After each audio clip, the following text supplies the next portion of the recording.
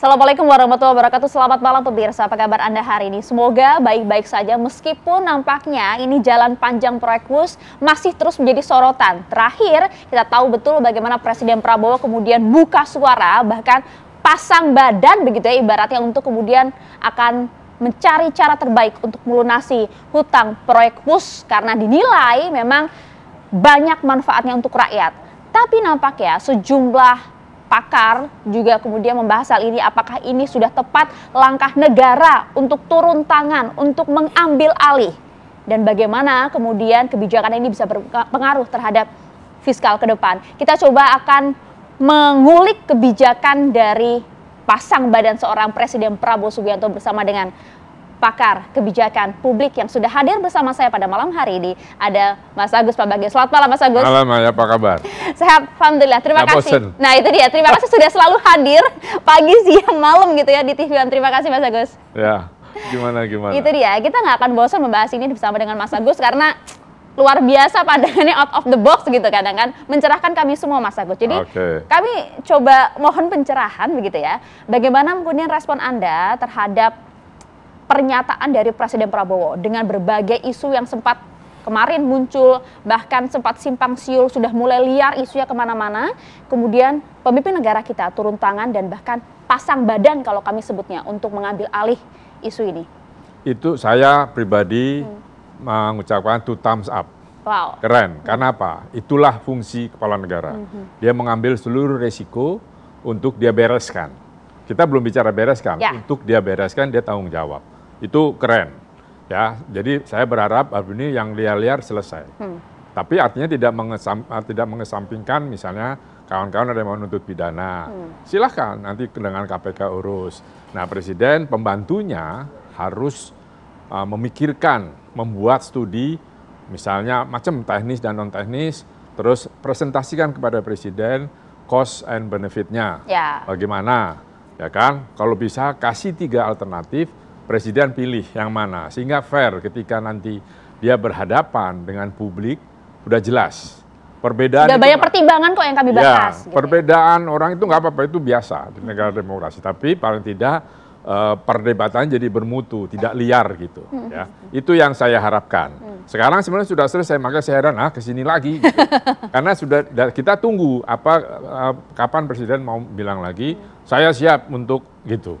Kan siapnya itu bisa bagaimana finansial. Betul. Apakah yang Presiden katakan sampai Banyuwangi memang betul itu nggak bisa sembarangan loh. Itu harus diuji betul soal teknis dan non teknisnya, finansial gitu. Karena kalau tidak, kembali lagi kita bangun infrastruktur masif, tapi tidak dipikir dengan baik. Yang terakhir, semua keputusan sampai ke Banyuwangi misalnya, itu harus ada peraturan yang mendukung. Karena si kereta cepat ini harus didukung oleh peraturan-peraturan yang cukup rigid. Itu dia. Ya, seperti sekarang ini, dia sudah sebagian masuk untuk overhaul.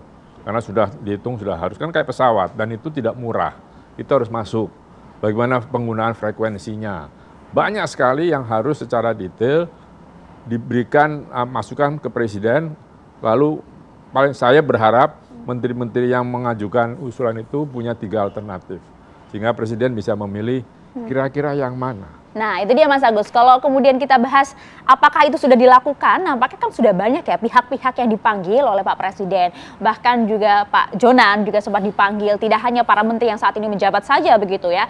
Nampaknya berbagai pakar juga sudah dipanggil. Nah hingga kemudian Presiden Prabowo tampil di depan publik, bahkan menyatakan kesanggupannya untuk mengambil alih ini, artinya kan nampaknya sudah ditemukan satu solusi nih. Ya kan Presiden mengatakan sendiri, saya sudah dapat gitu. Nah, kita belum tahu. Kan saran saya sebelum waktu ini ramai kan saya bilang, duduklah Menteri Keuangan bersama dengan Danantara dan DPR, Komisi 11 dan 5. Ini mau diapakan, nanti usulkan ke Presiden. Ternyata Presiden sudah ambil alih. Ya sudah, jadi sekarang tugasnya menteri-menteri dan kepemimpinan lembaga yang terkait dengan ini untuk memberikan masukan tadi. Dan sekali lagi kebiasaan kita kan selalu lebihan buat kantong saya berapa. Nah, waduh. Itu yang bikin publik itu kan khawatir. Ya kan? Jadi sekarang kalau para menteri yang menteri atau pimpinan lembaga yang terlibat harus betul-betul memikirkan bahwa ini program bukan proyek. Itu biasa terjadi, artinya mindset utamanya para pejabat kita proyek saja begitu? Iya, lihat aja. Semuanya dianggap proyek, padahal kan kita maunya itu sebuah program yang baik. Jadi pemikirannya ya bagaimana publik itu bisa mendapatkan fasilitas infrastruktur dalam hal ini kereta cepat. Itu yang Pak Prabowo inginkan kan? Benar, yang Pak Prabowo katakan itu. Nah jadi sekarang pokoknya berikan Presiden gambaran. Saya selalu bilang 3 alternatif. Kenapa? Kan bisa ditimbang-timbang. Positif, negatif. Kalau yang dipilih Presiden, ya itu Presiden pasti tanggung jawab. Tetapi tolong pembantu-pembantu ini serius. Jangan lalu maksa kiri kanan, bilang ini proyeknya Presiden. Biasanya begitu. Pokoknya dia mau cepat, cepat kerjakan, ini proyeknya Presiden. Nah nanti eselon 1, eselon 2-nya pening itu. Bikinnya mana, udahlah kita udah hafal. Nah jadi ini pikirkan yang baik.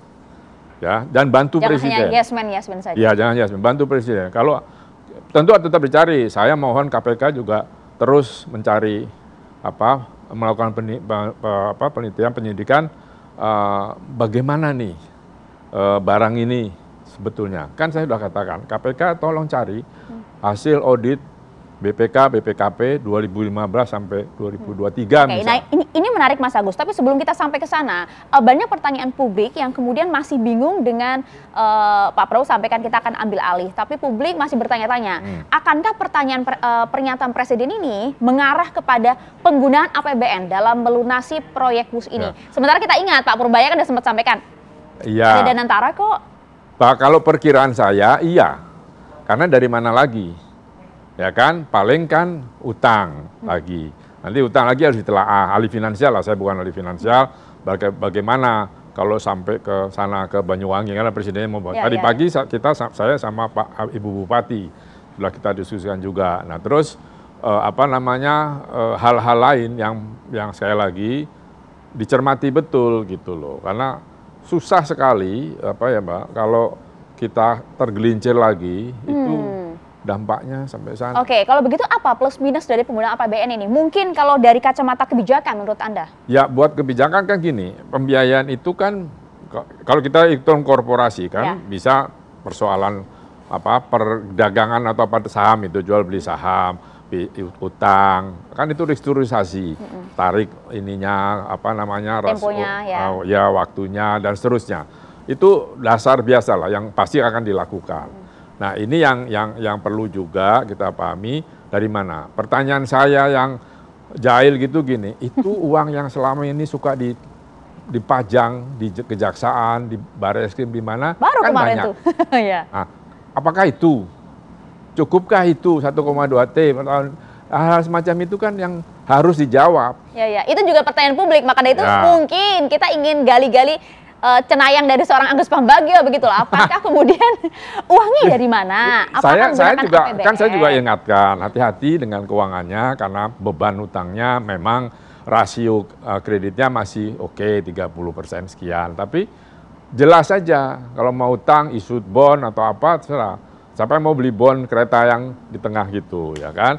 Kemudian APBN kan sebetulnya kan dan antara APBN kan kanan kiri saja. Ya kan PNBP dan macam-macam dari BUMN sekarang kan sudah ke Danantara. Itu yang Pak Purbaya mau kan, lu udah dapat 80 T ya bayar. Nah, tapi kan sekali lagi itu sama kantong kiri kantong kanan, jadi putuskan saja. Gitu. Itu pilihan ya? Itu pilihan yang harus diambil. Kecuali ada sumber lain, dulu kan katanya ada cadangan emas Indonesia yang di mana di Swiss atau itu kan kita nggak tahu. Nah, saya sih pikiran saya paling cepat itulah duit yang itu kan kita nggak tahu itu uang masuk ke kas negara apa yang hilang juga di jalan. Terus ngapain itu kan dipinjam dari bank. Ngapain dipinjam taruh teman-teman TV sorot itu kan harus minjem. Tadi balikin bener nggak itu balikinnya? Itu yang kecurigaan publik, ya kan? Nah jadi pastikan sekarang Menteri Keuangan, sektor ekonomi Menko lah koordinatornya. Coba tolong pikirkan dari mana sumber ini dan itu harus disampaikan. Undang-Undang 14 2008 soal keterbukaan informasi publik harus disampaikan. Tapi sudah disampaikan oleh Pak Prabowo. Kan cuma diambil alih gini. And then next-nya apa? Kan duitnya. Next-nya apa? Itu publik harus tahu. Iya. Jeruan-jeruan dari umur aja. Oh, kita ambil dari APBN ini karena misalnya nih jahil saya keluar, misalnya kurangi anggaran MBG, bisa kan? Nah, kasih tahu, kurangi anggaran untuk koperasi merah putih misal. Itu kan program-program presiden. Apakah mau diambil dari situ? Nah itu kan tugas Menko-nya, terutama yang ke ekonomi untuk memberikan pencerahan pada presiden. Silakan presiden putuskan, karena dia sudah mengambil. Kan kalau tidak kan kemana-mana itu. Oh itu Menko, saya juga ngomongnya, itu ke sana. Nah, kalau udah diambil sudah kita presiden. Lalu bagaimana menteri-menteri ini bisa membantu presiden supaya menjelaskan kepada masyarakat itu jelas. Kan harus dijelaskan.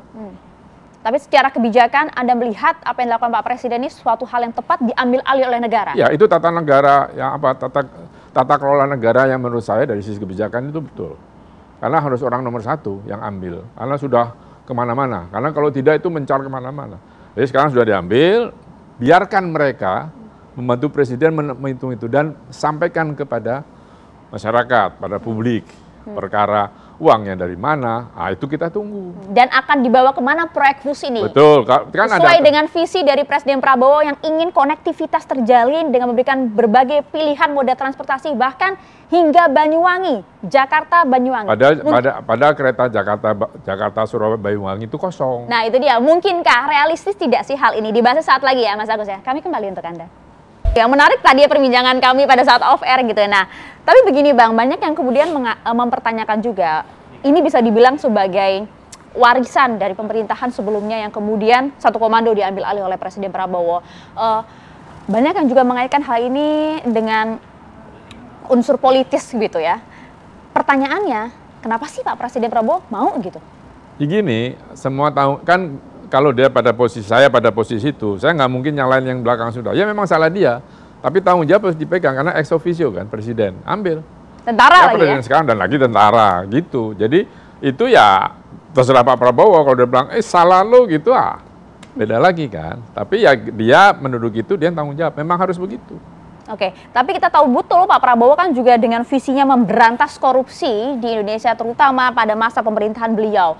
Dan ada banyak isu-isu liar kan terkait dengan proyek FUS, ada penggelembungan lah dan lain-lain. Apakah ini yang juga kemudian disoroti oleh Presiden Prabowo dalam hal Saya rasa iya, karena beliau kan membersihkan semua, ya kan. Jadi tidak ada di Indonesia ini yang proyeknya nggak ada korupsi, pasti ada. Karena kita hobi banget, ya kan. Makanya, ini ada datanya nih Bang ya?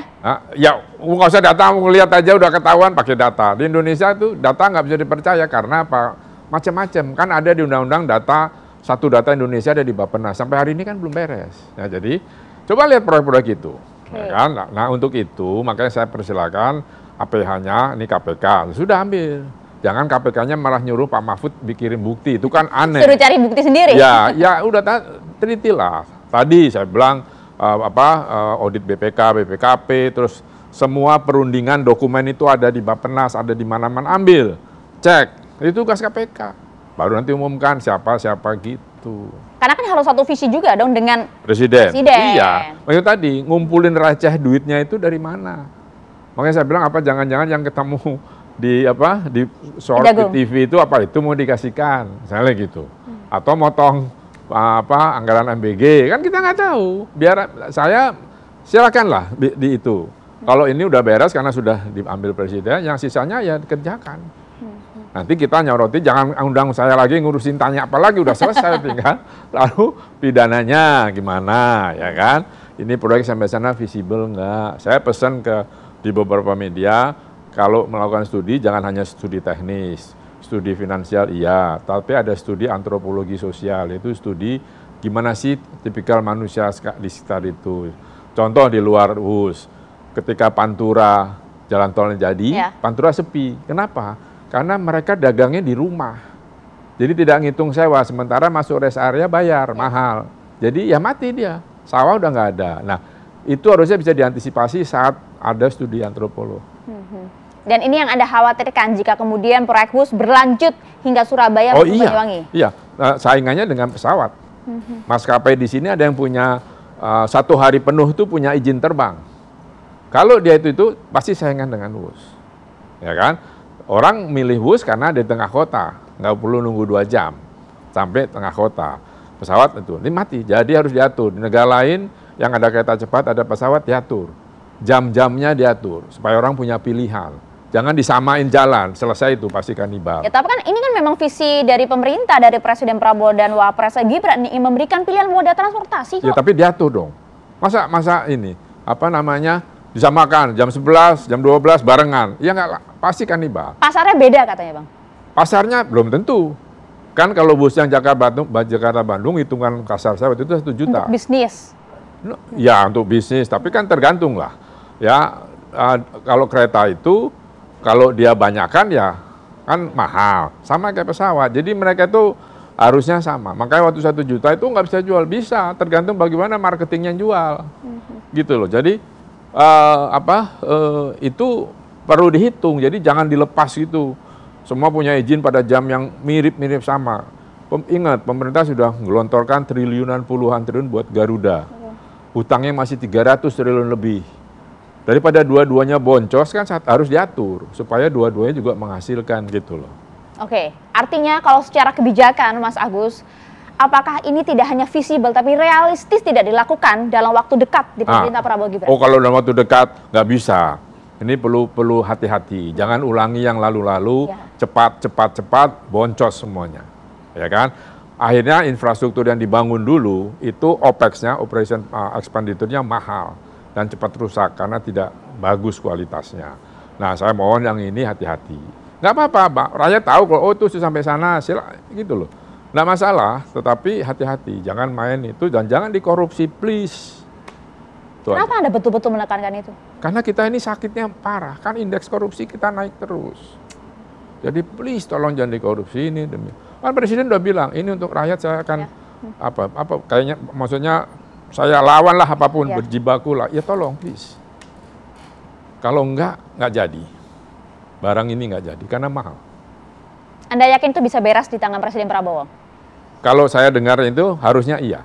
Tapi saya masih ragu pasukannya, maksudnya pembantunya. Apakah bisa, kan pembantu dari multi partai. Kalau ketua partai minta X, kan X. Minta Y, dia Y. Bukankah sudah satu? Kan di luar data satu, di dalam kan enggak. Coba tanya sama undang berapa partai itu, 8 partai, 9 partai DPR, beda-beda. Ya di depannya sih pasti, oh ya kita dukung. Mana ada politik yang teman sejati seterusnya, nggak ada. Tapi nampaknya Pak Prabowo tetap konsisten dengan apa yang dia ambil kok, Mas Agus. Lah ya, dia konsisten kan, MBG dia konsisten, itu konsisten semuanya. Maka dari itu, untuk menjaga konsistensi ini dari segi finansial dan lain-lainnya, pembantunya harus kerja buat dia. Menteri-menteri itu harus serius membantunya. Nah, ngomongin soal pembantu presiden ini, ada yang juga kemudian kalau kita sebut mungkin agak janggal begitu ya. Sebelumnya bus ini kemudian naik isunya kan akibat Menkyu Perbaya yang sampaikan jangan pakai APBN, menolak menggunakan APBN untuk bayar utang ini. Tapi nampaknya berbeda dengan pernyataan presiden saat ini. Ya gini, saya nggak tahu, saya hanya menduga-duga. Mungkin waktu itu habis ketemu dengan presiden, kan bisa. Misalnya nih, presiden tanya, ini bagaimana keuangan? Ini Pak, ini apa yang besar? Misalnya bus. Oh kalau itu jangan, kenapa? Jangan itu. Oh jadi Bapak, ya. Itu gitu. Itu beberapa komunikasi kita dari zaman dulu dengan menteri-menteri selalu begitu. Ini perintah presiden, Mas. Gini, lu hati-hati lu, saya bilang. Ini perintah presiden, betul, tapi hati-hati. Presiden tidak akan mereka akan pasrah, tapi Anda harus berdebat. Masa mau yes man kan enggak? Ya kan? Jadi kalau ada apa-apa kan kalau ada apa-apa saya tanggung jawab. Ya tugasmu kamu dibayar. Ya kan?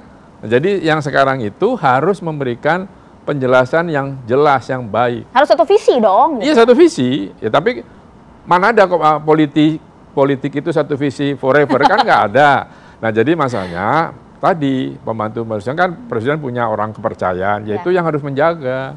Para pembisik presiden saat ini sudahkah tepat begitu? Ya kalau sampai hari ini kan benar udah selesai kan diambil, itu kan pasti dia minta pertimbangan orang terdekat. Dia panggil ahli-ahlinya, ya kan nextnya what next gitu. Nah tadi saya tanya ini gimana finansialnya, sistemnya. Kan sebelum itu ini perundingan restructuringnya bagaimana. Itu selesaikan dulu, ya kan. Ketika berunding pun kan bisa sama Cina, ini mau lanjut ya, jadi tolong kasih murah misalnya. Pengalaman saya berunding bilateral itu seperti itu. Kemudian juga bunganya turun lah, lu kan udah kok kasih panjang ini, bukan. Jadi itu menjadi kuncinya. Nanti baru dihitung berapa, pelan-pelan lah. Presiden juga kalau cepat, kalau bilang, mana itunya Pak, kami sedang atur begini. Saya yakin Presiden dengar kok. Ya kan, ini bukan pekerjaan mudah. Dan itu melibatkan banyak, kepleset lagi sekali, selesai ini. Kan pertumbuhan ekonomi nggak lebih dari 5.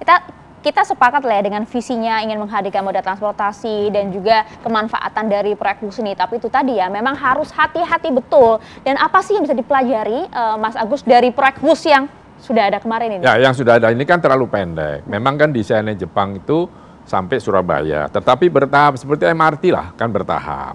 Ya. Dan mengerjakan loan dari Jepang, pinjaman Jepang itu resek banget di awal.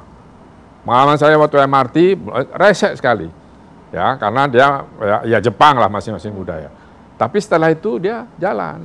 Kalau dan Cina, kalau Jepang kan semua kan harus ditanggung pemerintah. Ya kan? Karena loan itu, loan itu kan G2G, ya kan. Nah kalau ini kan ditarik menjadi B2B yang pada akhirnya masuk ke press lagi jadi pakai government. Itu dia, masih banyak yang mempertanyakan juga mengapa kemudian tidak menggunakan proposal Jepang dan lain-lain. Tapi menurut Anda sudah tepat tidak sih kebijakan B2B ini diambil?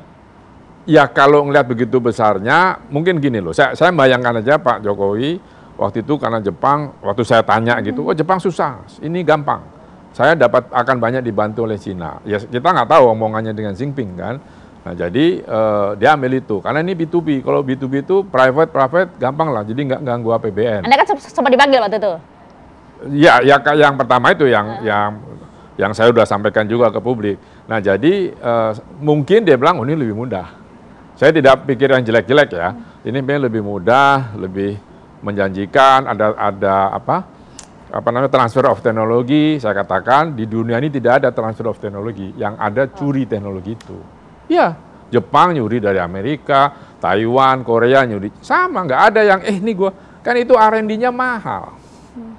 Nggak mungkin kalau kita nungguin. Ingat kasusnya Texmaco, sama ketika dia curi itu, dia produksi bisa lebih murah, pakai nama itu. Sayang itu hancur oleh kita sendiri. Nah maksud saya, kalau bilang transfer teknologi itu hampir nggak ada. Jadi ya harus kita ini sendiri.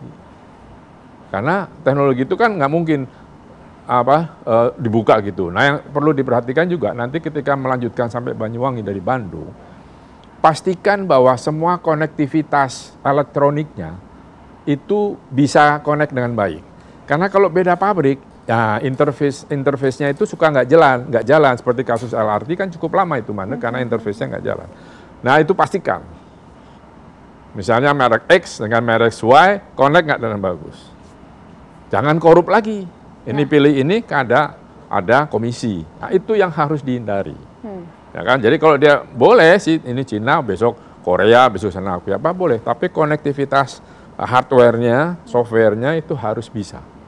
Dan jangan terburu-buru. Jangan terburu-buru. Kita bikin kue putu aja kan nunggu bunyi cit gitu kan. Jangan terburu-buru karena masih banyak perbincangan saya bersama dengan Mas Agus Pambagio. Sesaat lagi kami kembali untuk Anda. Anda kembali di One on One pemirsa dan masih setia bersama kami. Saat ini ada Mas Agus Pambagio, pakar kebijakan publik yang kita ingin bedah lebih dalam lagi bagaimana kemudian kebijakan ke depan terkait dengan proyek WUS ini, Mas. Salah satu yang kemudian menjadi pertanyaan adalah skema pembiayaan ke depan terkait dengan proyek WUS ini akan seperti apa. Ya. Kami tahu Anda bukan ahli keuangan begitu ya, tapi secara kebijakan. Ya, dari sisi kebijakan sama pengalaman melihat. Jadi gini, yang pertama tentu selesaikan dulu persoalan ini. Yang diprotes oleh publik. Selesaikan dulu bagaimana akhirnya finansialnya plus tadi. Jadi kan gini, karena itu berbeda lalu muncul macam-macam lah dibandingkan. Kan beda yen ke rupiah, US dollar ke rupiah, yuan ke rupiah di tahun 2015 sampai sekarang berbeda. Jadi itu tidak bisa apple to apple. Ya silakan tim ekonomi untuk menghitungnya. Ya kan 0,1 ada yang bilang sampai 2 itu cuma sedikit bedanya. Ya sampaikan ke publik bagaimana menghitungnya. Supaya publik itu puas, ya kan? Kan ini pakai uang APBN. Jadi publik itu Undang-Undang 14 2008 itu untuk keterbukaan informasi publik harus disampaikan. Itu hak publik untuk minta tahu. Nah, sedetail itu? Oh iya, nggak usah detail sampai detail istilah itu satuan tiga nggak usah. Tapi publik tahu orang dari mana? Sini, iya dari mana ini ke sini haruslah. Itu perintah undang-undang. Nah sekarang gimana? Yang penting kebijakannya gini. Semua langkah pemerintah itu harus ada underlying-nya, dasar hukumnya. Yes. Nah sekarang ini kebanyakan jalankan dulu baru hukumnya ngikut. Kalau begitu saya bilang sama teman-teman pimpinan pro, dibubarin aja tuh Fakultas Hukum sama Kebijakan Publik, karena nggak ada gunanya kan, diterabas gitu. Nah sekarang ini tolong itu disiapkan, karena ketika kereta cepat itu WUS itu jadi, cara ngetesnya gimana, manualnya, kita pakai bahasa Cina loh waktu itu, kan harus terjemahkan, perlu waktu. Nah sekarang harusnya kita sudah punya. Ketika nanti misalnya tidak dengan Cina, juga harus disiapkan. Kan ayah sama saya kan beda-beda secara biologis kan, dan itu harus juga disiapkan gitu, supaya nanti selesai. Terus finansialnya tentu tadi saya sudah katakan buat alternatif, yang mana yang paling baik.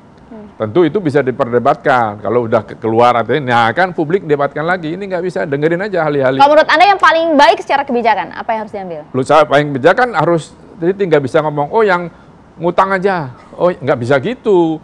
Jadi dulu itu barang, baru nanti balik lagi. Jadi jangan panggil saya lagi. Panggil ketika itu sudah jadi dari presiden, apa ininya begini-begini, kemudian ini sampai mana, sama siapa, baru kita debat. Karena kalau enggak, kita debat kusir, orang barangnya nggak ada, saya bukan cenayang. Iya kan? Nah itu dia, Anda memang bukan cenayang, tapi secara skema pembayaran ini kan publik juga kemudian harus paham, seperti Anda tahu, bahwa hak dari publik untuk tahu, akankah ini menggunakan APBN, atau kemudian seperti pernyataan sebelumnya, yaitu kemudian akan menggunakan Danantara. Padahal itu bagian juga dari APBN kan PNBP dari apa keuntungan dari BUMN kan, itu diambil, ya sudah. Nah sekarang tinggal itu jelaskan. Yang terbaik yang mana kalau secara kebijakan Anda? Secara plus kalau minus? pembangunan infrastruktur bagi yang panjang gini, pertama harus multi year panjang. Kedua, itu kalau infrastruktur, itu harus memang APBN, di mana-mana. Memang itu sudah yang terbaik ya? Iya, kalau misalnya contohnya waktu itu saya komentar dan sekarang kejadian juga IKN, ini menyampang dikit. Kan Presiden itu bilang ribuan investor, saya bilang nggak ada.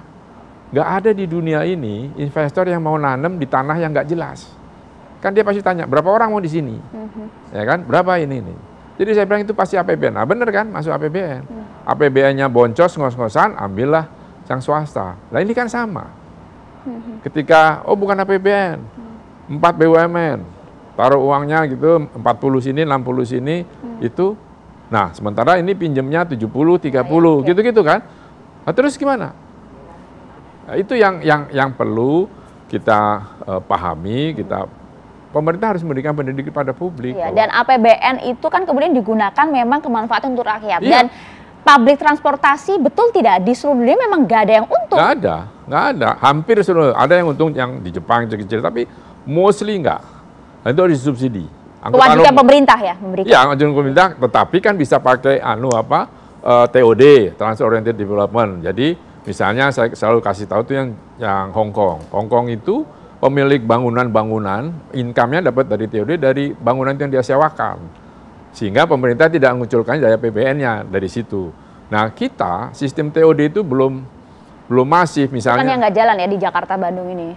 Iya, Jakarta Bandung kan nggak ada, berhentinya di outlet itu, di Kerawang. Outlet itu harusnya diskonnya minimal 50%, dia cuma 10-20, ya nggak ada yang ke sana. Kan ada itu berhenti di Kerawang. Nah jadi, tempat tumbuhnya ekonomi itu harus didesain juga. Jangan tiba-tiba di sini. Jadi pada waktu melakukan studi itu sudah ditaruh kira-kira mana. Contoh lain, tol Bitung Manado. Itu dulu ada KEK di ujung sana sama pelabuhan. Tapi tiba-tiba dibatalkan. Ya jalan ini kan nganggur, bisa tiduran aja di jalan. Kayak gitu loh. Jadi waktu mendesain itu lengkap. Sehingga tinggal dibangun. Kalau ini kan dulu barengan aja. Sama didesain sama itu dibangun. Ya jadinya kayak gitu. Nah saya berharap WUS-nya kan gitu, selesaikan dulu dengan baik, bangun. Itu pun pasti masih meleset. Baru kemudian lakukan betul-betul riset yang mendalam sebelum nantinya kemudian proyek Jakarta, Bandung hingga lanjut ke Surabaya maupun Banyuwangi. Iya, itu panjang. Jangan ditanya, oh sekarang ini gimana? Kayak tadi pagi ditanya, apakah setelah presiden itu sudah ada pembicaraan dengan bupati? Ya belum, baru 2 hari yang lalu. Presiden juga tarik napas belum, udah ditanya. Yang gitu maksudnya gitu. Jadi realistik juga ketika kita mengangkat isu itu. Sekarang Jakarta Banyuwangi kereta api biasa itu kosong. Terus juga akan ada tol. pesawatnya pun sehari satu. Saya nggak tahu, 2 bulan lalu saya naik ke Banyuwangi, pesawat cuma satu. Nah, itu kan bukti bahwa orang Banyuwangi tidak traveling. Itu yang kemudian ingin ditambah mungkin secara moda transportasi oleh Terus Pak yang naik Prabowo. siapa? Ditambah alternatif itu nggak ada yang naik, kan boncos itu operasinya. Nah, itu misalnya, 10 tahun lagi bisa. Karena di Banyuwangi ada apa, gitu kan? Karena apa? Di Banyuwangi terkenal nasi tempong itu, kita bisa naik bus nih sampai Banyuwangi makan pulang. Nasi tempongnya sedap. Mbok Nuh itu. Nah, favorit saya juga itu. Hah? Lah iya, makanya kan. Itu enak banget tinggal memilihkannya. Jadi, bagaimana caranya supaya si kereta ini penuh atau ya 50%. Kan perlu di studi dikasih tahapan. Jangan dulu deh. Kita tunggu bangkitan ekonomi Banyuwangi apa. Yang lalu orang banyak ke sana. Ya karena kan memang nggak akan tertutupi dengan biaya enggak, kalau tiket enggak. Ya. Kalau tiket pasti enggak, TOD-nya. Makanya Jakarta Banyuwangi mau berhenti di mana? Di Bandung, kalau lewat selatan, Jogja kah, terus Surabaya kah, mana? Nah, di situ lalu dihitung bangkitan ekonominya apa, supaya tiketnya itu fare box, non fare box-nya itu memenuhi untuk membiayai si busnya. Yang penting kan break even point dulu atau bagaimana. Lalu bagaimana marketing menjualnya. Ingat kereta api dulu Jakarta Surabaya 42.000, dinaikin 150.000, nggak ada yang protes karena dikasih AC dan duduk. Dan hari-hari berbeda-beda. Itu kan ahli marketing yang bisa mengatur. Terus juga pada saat awal Jakarta Bandung ada kan juga diprotes mahal, tapi sekarang penuh-penuh juga. Penuh-penuh juga, terutama weekend. Ya kan, kalau sekarang nggak penuh karena dulu orang cuma sekali aja pergi. Kalau sekeluarga kan mahal juga, ya kan. Ya pokoknya pernah naik lah, nggak usah ke naik Shinkansen atau Eurorail atau apa, pakai itu gitu. Ya. Nah, apakah Anda melihat kemudian pernyataan Presiden yang optimis sekali ingin memberikan moda transportasi pilihan untuk rakyat, bahkan mensubsidi itu secara penuh karena itu adalah hak rakyat begitu ya? Karena Presiden Prabowo ingin meninggalkan warisan paling tidak secara infrastruktur. Pasti. Dijawabnya sesaat lagi. Terima kasih Anda masih bersama kami di One on One pemirsa. Mas Agus, kami minta Anda untuk menjawab gitu ya. Menjadi cenayang sedikit gitu lah. Nah, apa sih sebenarnya maksud dari Presiden Prabowo menyatakan akan mengambil alih proyek bus, bahkan juga kemudian visi beliau untuk memberikan moda transportasi pilihan untuk rakyat hingga bus diperpanjang, ini kereta cepat hingga Banyuwangi bahkan bukan hanya Surabaya. Apakah ini kemudian tujuan Pak Prabowo ingin memberikan warisan infrastruktur yang betul-betul wow kalau kita bilang? Saya tebak aja sih iyalah, kan setiap orang pengen meninggal legacy kan. Ya pastilah, kan Pak Prabowo kalau saya perhatikan benar apa enggak, itu kan lebih ke sosialis, ya kan. Nah, jadi ya bisa boleh-boleh saja, itu nggak masalah deh itu. Tapi sekali lagi, Presiden kan bicara gitu harus yang di bawahnya langsung kerja gitu loh. Nah saya ragu apakah sudah kerja hari ini. Ya kan, coba tanya Pak Menko Infrastruktur, Menko Perekonomian, Menteri Keuangan, Danantara, apakah sudah kerja? Pak AHY udah jawab kan, bahwa Pak AHY sudah sampaikan juga gitu. Memang ini fokusnya terhadap konektivitas, kita akan kaji dan lain-lain. Ya betul udah kan mengkaji tidak hari ini terus besok kan enggak.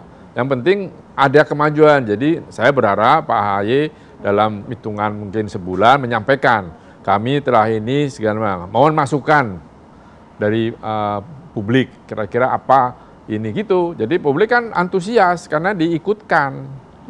Ya, diikutkan secara tidak langsung loh. Sehingga tahu. Jadi supaya kalau yang meninggalkan legacy kan ini kan masih waktunya kan tersisa 4 tahun saja. Kata Anda nggak realistis. Ya memang nggak 4 tahun sampai Banyuwangi nggak realistis menurut saya. Ya, makanya itu harus disiapkan. Kan legacy itu bukan sampai finish kadang-kadang. Mungkin bukan ini legasinya mungkin tadi MBG, mungkin berhasil di MBG, berhasil di koperasi. Kita kan nggak tahu. Tapi buat seorang pribadi soal Prabowo ya pasti harus ada legasinya. Semua presiden harus rasanya pasti itu yang dikejar legasinya. Iyalah dikenang oleh anak cucu, buyut dan seterusnya nanti. Gitu. Itu sih wajar-wajar saja. Paling tidak sudah dipikirkan proyeknya begitu ya, saat ini. Dan itu cukup visible untuk digarap saat ini? Tidak? Kan garapnya tidak langsung jublet, uangnya sekian triliun kan enggak. Tadi saya bilang kan, siapkan peraturannya, kebijakannya siapkan dulu. Paling tidak ada frame-nya. Jadi ketika ada perubahan nggak apa-apa, tinggal dirubah saja. Jangan didiemin dulu kerja set baru udah harus jalan, diuji, dasarnya apa gitu. Kan kemarin begitu. Kemarin kan gitu, mau uji ini, kita belum punya peraturannya. Nah, kenapa nggak dibikin dulu? Ya paralel aja. Jadi saat ini diatur dulu regulasi ya seperti apa? Ya regulasinya, terus yang sisi lain paralel cari mau tetap pakai Cina, mau yang lain, boleh. Saya sih misalkan yang lain, tapi tadi pesan saya konektivitas hardware softwarenya harus kalau enggak nanti jangan mangkrak seperti yang sebelumnya. Jangan mangkrak ya. Terus kalau enggak problem, kemudian cost operasinya mahal. Itu aja. Dan Anda yakin bahwa tim membantu presiden cukup paham akan hal itu? Kalau harusnya sih yakin, tapi kan kita nggak tahu di balik itu. Ini kan politik. Ya, saya berharap semuanya bisa kerja. Karena ini perintah presiden dan mereka harus membantu presiden dan melindungi presiden. Karena kalau enggak presidennya dihujat loh. Itu dia, karena kan Pak Prabowo yang memasang badan ini kan secara kebijakan itu thumbs up gitu ya. Tapi kan backfire-nya luar biasa loh. Kalau kemudian ini tidak berhasil sesuai dengan apa ini. Betul, makanya tadi laporkan ke publik. Ini kita udah ini loh. Ini yang penting adalah roadmap-nya tadi dibuat. Karena ada roadmap tahun ini yang ngapain, tahun ini ngapain gitu. Nah kalau ini nggak selesai karena apa? Oh ini kita agak terhambat, nanti akan cost overrun karena gini. Kan gitu. Publik berhak tahu, jangan tiba-tiba jabrak segitu. Marahlah publik. Duit gua gitu.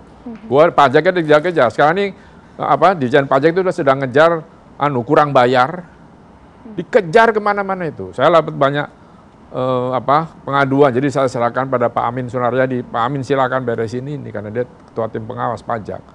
Nah kayak gitu. Jangan lakukan itu ketika pemerintah sedang ingin membutuhkan dukungan rakyat. Diminta untuk memberikan saran dari segi siapa yang mau minta lagi? Kita andai-andai saja gitu ya. Apa sih yang kemudian akan Anda berikan kepada seorang Presiden Prabowo dalam konteks ini? Tadi bahwa hati-hati pastikan yang sekarang ini selesai dulu, terus ke depan sana pastikan siapa partner kita, dari mana sumber dananya. Saya cuma itu, jangan lupa lakukan antropologi social studies supaya nanti Bapak kalau ini ada masalah dengan manusia ini cepat mitigasinya. Sekarang kan nggak tahu gelap. Gitu loh. Jadi itu aja sederhana. Dan lagi ngapain juga dia manggil saya? Siapa tahu, Mas? Enggak lah. Gitu. Karena kan sudah muncul di berbagai perbincangan. Kan kalian itu yang munculin. Oke, artinya bisa dibilang tidak bahwa sikap seorang Presiden Prabowo saat ini cukup mampu mengatasi proyek WUS dan bisa dihandle. Kata Presiden, tidak ada ribut-ribut lagi. Saya berharap begitu. Kalau ributnya harusnya sudah tidak. Ya kan yang diributkan kan sekarang soal korupsinya. Ya silahkan KPK bekerja terus sampai bisa membuktikan dan memanggil siapa sebetulnya yang nyolong kan gitu. Ada penggelembungan di sana. Di Indonesia ini tidak ada yang namanya kickback. Banyak menteri dari pemerintah sebelumnya yang saat ini bersama dengan Pak Prabowo loh. Ya itu terserah presiden kan, makanya KPK bekerjalah, Kejaksaan bekerjalah, terus Barreskrim, kepolisian bekerjalah kan, mereka membantu presiden. Presiden kan nggak kan, saya yakin yang sekarang disapu-sapu itu yang kemarin tambang ya, itu pasti ada masukan dari APH, kan terserah presiden, ambil, kalau jangan, pasti nanti jangan, adalah. Jadi Anda cukup yakin lah ya dengan semangat itu per hari ini ya. Kan bisa berubah dong. Ya, per hari ini saya yakin bahwa dia bisa handle karena dia tentara, komandan, Kostrat dulu. Tentu pengalaman itu bisa diambil. Sekarang yang paling penting adalah pembantunya seberapa cepat, seberapa presisi dia bekerja. Ya, kita nggak tahu schedule yang diberikan oleh presiden. Tapi semua harus bekerja serius dan jangan ada korupsi, itu aja. Itu juga harapan kita semua tentunya Mas Agus Pambagio agar kasus ini juga betul selesai dan tidak ada korupsi, bahkan juga isu-isu liar lagi yang berkembang. Terima kasih banyak Mas Agus atas waktu bersama kami di One on One dan tidak bosan-bosan lagi-lagi. Jangan lagi lah, isu lainnya dah. Terima kasih banyak Mas Agus. Sama-sama. Saya Maria Segaf pamit, terima kasih. Sampai jumpa di One on One minggu depan.